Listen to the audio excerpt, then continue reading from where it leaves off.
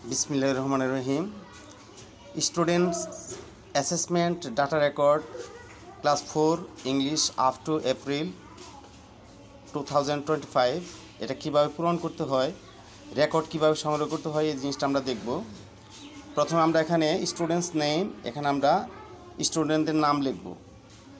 তারপর listen and answer. কেউ যদি প্রত্যেকটা প্রশ্নের উত্তর সঠিকভাবে পারে তবে তাকে আমরা টিক চিহ্ন দেব। আর যদি কেউ, যেমন আছে এখানে প্রশ্ন ছিল ও 3টা পারে নাই, যার কারণে আমরা ক্রস দিয়ে 3 দিছি। আর 2 নম্বর আছে রিড অ্যালাউড এ টেক্সট। সে সঠিকভাবে যদি পড়তে পারে তাহলে আমরা টিক চিহ্ন দেব, আর যদি না পারে আমরা ক্রস দেব। আর এখানে আছে reading with understanding answering question. সে প্রশ্নগুলো যদি সঠিকভাবে উত্তর দিতে পারে তা আমরা টিক দিব, কিন্তু আমার ছাত্র এখানে একটি প্রশ্নের সঠিক উত্তর দিতে পারেনি বিদায় ক্রস দিয়ে আমি 1 দিছি। তারপর আছে নাম্বারিং ওয়ার্ডস, বানান করে সে লিখতে পারে কিনা, তা সে 2টা ভুল করছে, সে কারণে আমরা ক্রস দিয়ে 2 দিছি।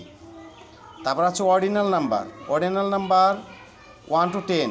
আমি যেমন আছে 7th লিখতে দিছি, ও পারে নাই, কয়েকটা পারে নাই, 3টা পারে নাই বিদায় আমরা ক্রস দিয়ে 3 দিছি।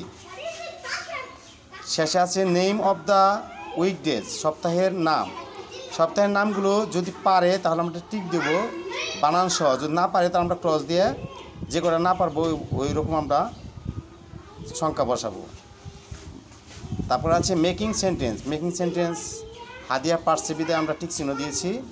আর ডেইলি রুটিন সে 5টি সেন্টেন্স সঠিকভাবে বলতে পারছে, সে কারণে আমরা টিক চিহ্ন দিয়েছি। আর এখানে এটা সংরক্ষণ করার জন্য টিচার্স নেম, এখানে নাম দেওয়া হয়েছে, অ্যাসেসমেন্ট ডেট তারিখ দেওয়া হয়েছে, এবং আমার বিদ্যালয়ের নাম যেমন দারিয়াপুর জিপিএস আমরা লিখছি। এখানে মূল্যায়নকারী শিক্ষকের স্বাক্ষর থাকবে এবং এ পাশে আমরা প্রধান শিক্ষকের স্বাক্ষর দেব। এভাবেই আমরা স্টুডেন্টস অ্যাসেসমেন্ট ডাটা সংগ্রহ করতে পারি। সবাইকে ধন্যবাদ।